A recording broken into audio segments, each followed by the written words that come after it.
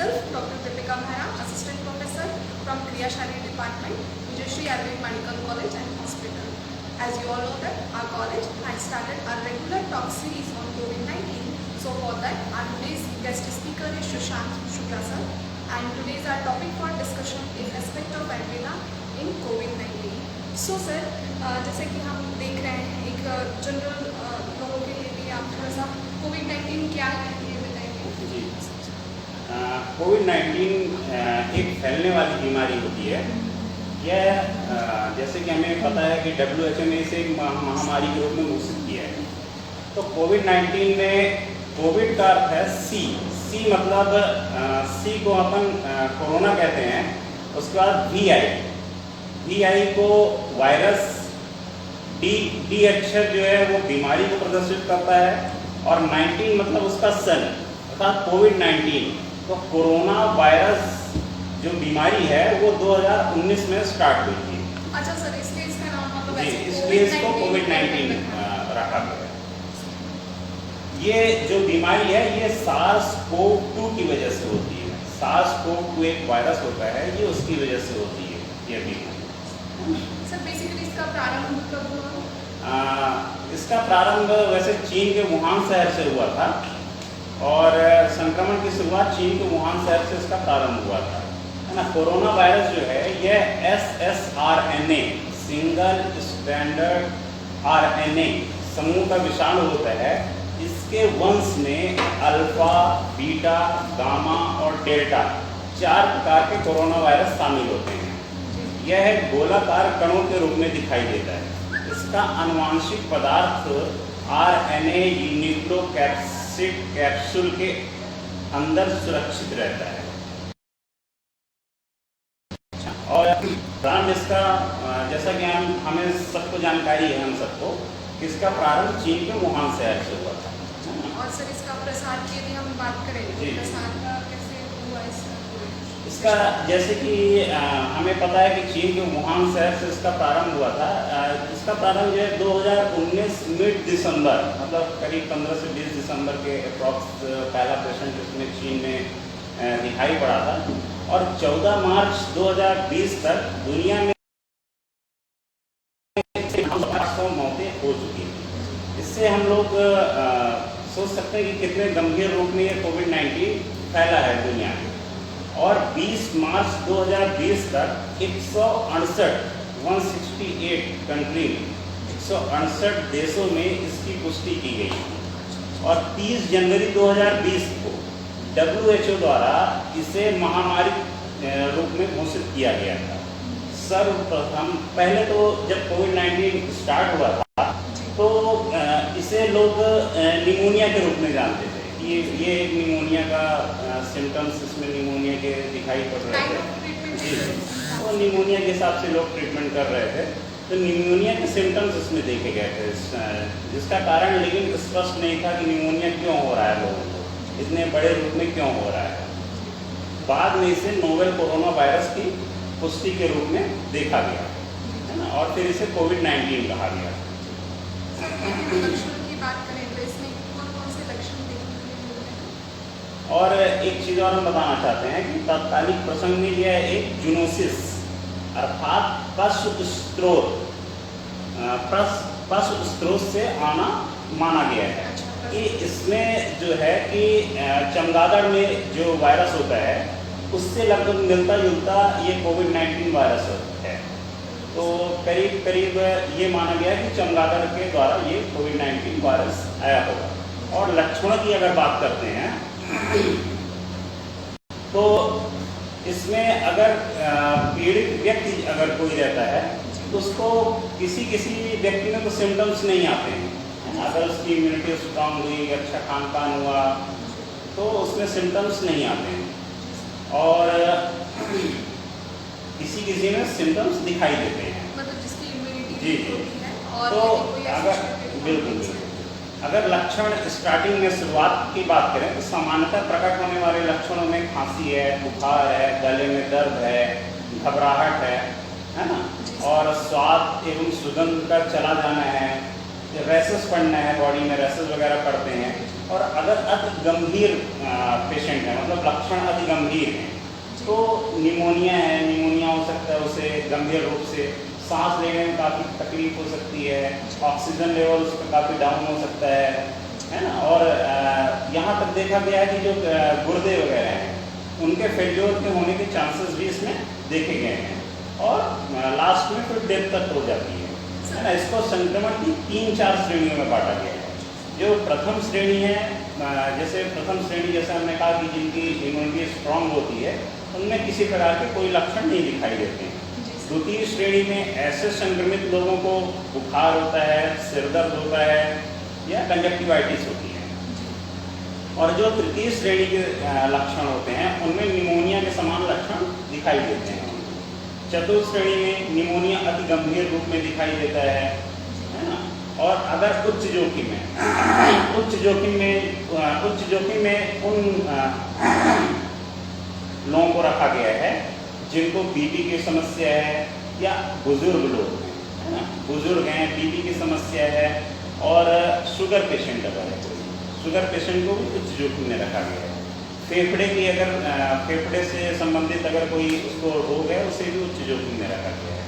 तो इनको हॉस्पिटलाइज करना चाहिए। अगर इनमें कोई गंभीर लक्षण दिखाई देते हैं तो इनको हॉस्पिटलाइज करना चाहिए। संक्रमण इसका जो प्रसार है संक्रमण का, संक्रमण कोरोना वायरस मुख्य रूप से हवा के द्वारा है। कोई व्यक्ति छींकता है, खांसता है, या कोई कोरोना संक्रमित व्यक्ति है, वो कहीं टच करता है तो उसकी हवा से बूंदों से ये प्रसार फैलता है, दूसरे लोगों में जा सकता है। सर बेसिकली इसमें ये भी देखा गया है कि इसमें वॉमिटिंग और इंडाइजेशन जैसी लूज मोशन बिल्कुल। तो लोग पर घर पे उसका ट्रीटमेंट करते हैं एज कम्पेयर कि वो कोविड के सिम्टम है इसके लिए, तो सारे टेस्ट करवा लेंगे, सारी चीज़ें करवा लेंगे, जैसे कोविड का टेस्ट करवाना चाहिए वो बेसिकली नहीं करवाते हैं। तो इसके लिए हम क्या कर सकते हैं? देखिए, अगर शुरुआती लक्षण दिखाई दें तो तत्काल डॉक्टर से परामर्श लेना चाहिए और तत्काल टेस्ट करवाना चाहिए। और अगर सिम्टम्स होता क्या है, किसी में फॉल्स पॉजिटिव और फॉल्स निगेटिव सिम्टम्स दिखाई देते हैं बॉडी में, है ना। तो फॉल्स निगेटिव मीन्स बॉडी में उसके सिम्टम्स हैं, मतलब स्वाद नहीं है, गम नहीं है, हल्की बुखार है, और इस टाइप के तो फॉल्स निगेटिव सिम्टम्स हैं, है ना। लेकिन फॉल्स निगेटिव आप RT-PCR टेस्ट कराएंगे तो उसमें फॉल्स निगेटिव कभी कभी आ जाता है। प्रॉपर डॉक्टर से अगर आप संपर्क में रहेंगे तो प्रॉपर आपको गाइड करेंगे, प्रॉपर ट्रीट करेंगे, सारी चीज़ें रहेंगी। इसमें जो अपन परीक्षण करवाते हैं, परीक्षण भी इसमें अति महत्वपूर्ण है। अगर शुरुआती स्टेज में अगर परीक्षण करवाया जाए तो काफ़ी हद तक ये क्यूरेबल है ना। तो इसमें ICMR की गाइडलाइन के अनुसार इसमें RT-PCR टेस्ट कराते हैं, है ना। तो RT-PCR टेस्ट को कहते क्या हैं, real time polymerase chain reaction, ये RT-PCR का फुल फॉर्म होता है। और इसमें RT-PCR में क्या करते हैं कि गले के अंदर से उसका सलाइवा लेकर उसको टेस्ट किया जाता है, परीक्षण किया जाता है। इसमें प्रयोगशाला के अंदर polymerase chain reaction PCR test किया जाता है इसके अंदर, है ना।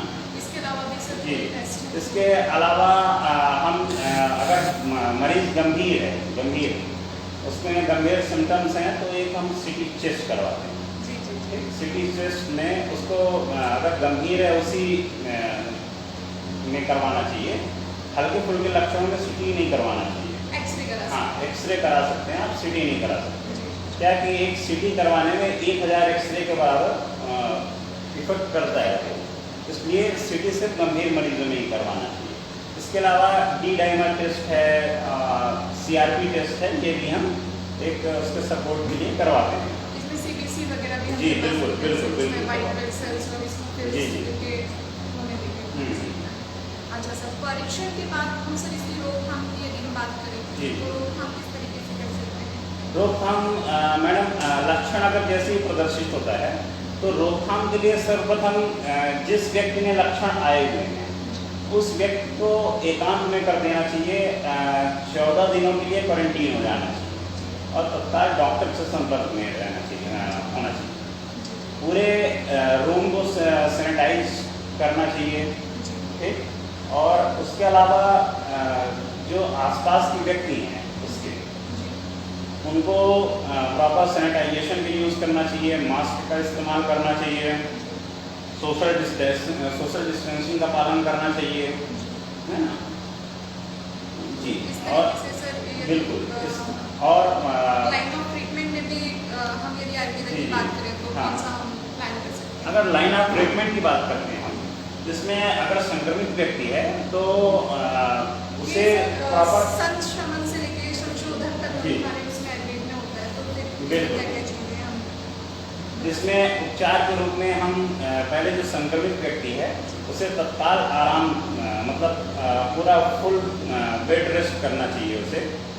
इसके अलावा और ऐसा क्यों सर रेस्ट होता है, रेस्ट इसलिए करना चाहिए, इसमें ऑक्सीजन लेवल क्या है कि डाउन होता है।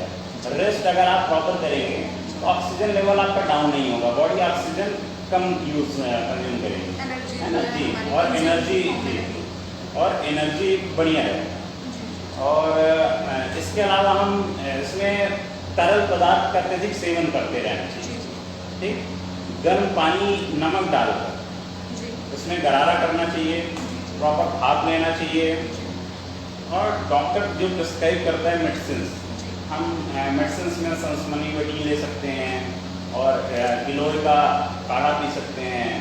इसके अलावा अणु तेल का उपयोग कर सकते हैं नाक में डालने के लिए, है ना। इन सब का उपयोग प्रॉपर तरीके से अगर करते रहें तो यदि सर किसी को वीकनेस वगैरह लगती है तो शतावरी या हाँ, शतावरी, सुगंधा, जी, मकरध्वज वटी, सिद्ध मकरध्वज वटी, इनका इस्तेमाल कर सकते हैं, अच्छा रहेगा। और नियमित रूप से दवाइयों का सेवन करते रहना चाहिए। सर और कुछ वैक्सीनेशन के बारे में थोड़ा सा? जी, वैक्सीनेशन में इस समय वैक्सीन के रूप में भारत में 3 जो वैक्सीन को भी फिलहाल मान्यता मिली है। इसमें कोविशील्ड है और कोवैक्सीन है और एक वी स्पुतनिक अभी जो लेटेस्ट अभी मिला है, वी स्पुतनिक को। तो अभी तक उसमें कोविशील्ड और कोवैक्सीन ही चल रहा था। पहले तो इसमें जो फ्रंट लाइन वर्कर्स हैं उनको दिया जा रहा था, और फ्रंट लाइन वर्कर के बाद फिर बुजुर्गों, मतलब 40 एबव के जो व्यक्ति हैं उनको फिर दिया जाना स्टार्ट किया। लेकिन जब ये व्यापक रूप से काफ़ी फैलने लगा तो सेंट्रल की केंद्र सरकार की गाइडलाइन के अनुसार फिर 18+ वाले व्यक्तियों को भी दिया जाने लगा है ना। इसमें किसी को भ्रांतियाँ रहती हैं कि जैसे फीडिंग मदर है तो वो वैक्सीन नहीं ले सकती हैं, ऐसी भ्रांतियाँ हैं। लेकिन ऐसा नहीं है, फीडिंग मदर भी वैक्सीन प्रॉपर तरीके से ले सकती हैं, प्रॉपर डोज ले सकती हैं। ज़्यादा से ज़्यादा अगर वैक्सीन इस्तेमाल होगा तो उतनी जल्दी ये प्रसार जो व्यापक महामारी है ये उतनी जल्दी समाप्त होगी। और जो प्रेग्नेंट वुमेन हैं वो कहते हैं कि फीड नहीं करा सकती हैं अगर उनको कोविड है।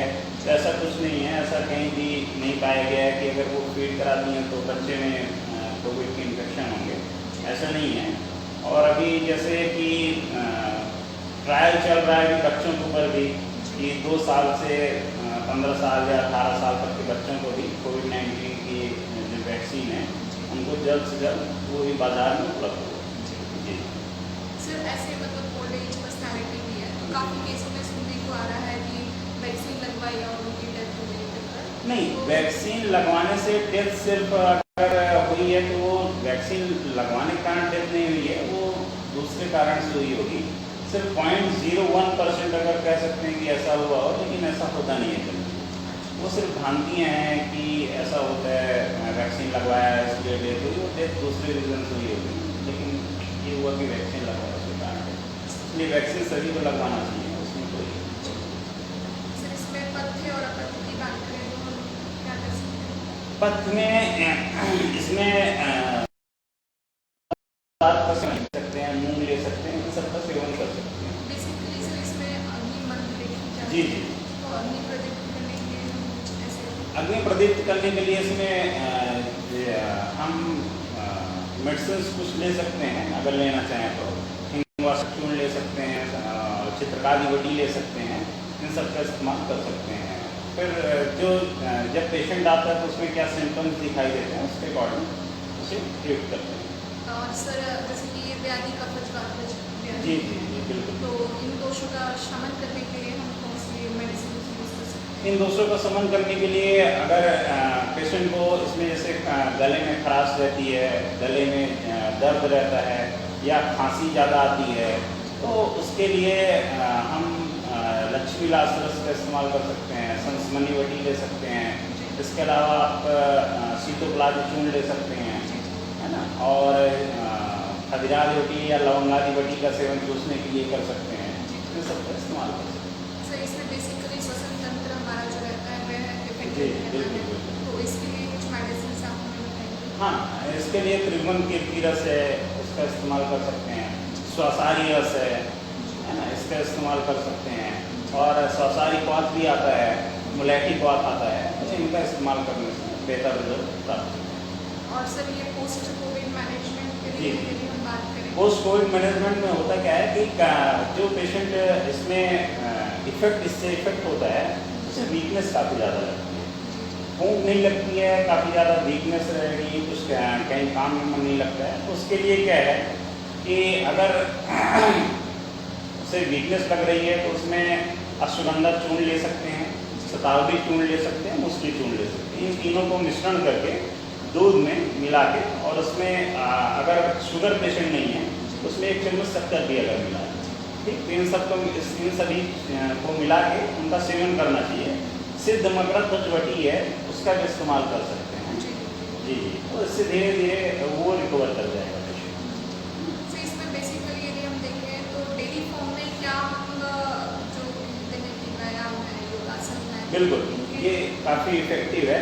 आपको डेली जो रूटीन में वो व्यायाम आपको शामिल करना चाहिए, योग करते रहना चाहिए। प्राणायाम में मेन कपालभाति और अनुलोम विलोम, कपालभाति और भस्त्रिका भ्रामरी, इन सभी को नियमित रूप से करते रहना चाहिए। इसमें सर मेडिटेशन वगैरह बिल्कुल बिल्कुल, मेडिटेशन भी कर सकते हैं। भ्रामरी अगर आप प्रॉपर तरीके से कर रहे हैं तो वो भी एक प्रकार का मेडिटेशन है। तो आप भ्रामरी भी अच्छे से अगर करेंगे तो नहीं। सर ओवरऑल आप एंड नोट ये देना चाहें तो क्या बताना चाहेंगे? कुछ नहीं, बस प्रॉपर सोशल डिस्टेंसिंग का पालन करें, इसके अलावा मास्क का इस्तेमाल करें। तो सर लॉकडाउन ओपन हो गया है तो यू कैन सी कि जी, किस जी। तरह से जो लोग हैं तो गेट टुगेदर हो रहा है सभी नहीं, गेट टुगेदर नहीं होना चाहिए। प्रॉपर मास्क, अभी जैसा कि सुनाई दे रहा है कि अभी डेल्टा प्लस वेरिएंट अपने यहाँ अभी आने लगे पेशेंट उसके, अभी एमपी में भी उसके पेशेंट दिखाई देने लगे हैं, और ये काफ़ी तेज़ी से इसका प्रसार हो रहा है सुनने में ऐसे तो कि आज से बिल्कुल। और इसमें बच्चों कहते हैं बच्चों को ज़्यादा इफेक्ट करेगा, तो इसलिए प्रॉपर तरीके से अगर आप सोशल डिस्टेंसिंग का पालन करेंगे, प्रॉपर मास्क का उपयोग करेंगे, इसके साथ में सैनिटाइजेशन का प्रॉपर हाथ धोते रहेंगे। बाहर अगर आप कहीं जा रहे हैं तो घर में आने के बाद प्रॉपर अपने कपड़े वगैरह चेंज करें, है ना, हाथ धोएं, उसके बाद ही बच्चों को टेस्ट करें। इन सभी का उपयोग करने से हम इसे रोक सकते हैं। और लेकिन सबसे ज़्यादा जरूरी है वैक्सीन जल्द से जल्द से लगवाएं, तो उससे भी काफ़ी जल्दी रोकथाम हो सकती है। Thank you so much, sir. Okay, Thank thank you for you. knowledgeable lecture. At last, I would like to thank Vijayashree Ayurvedic Medical College and Hospital to give us this opportunity to represent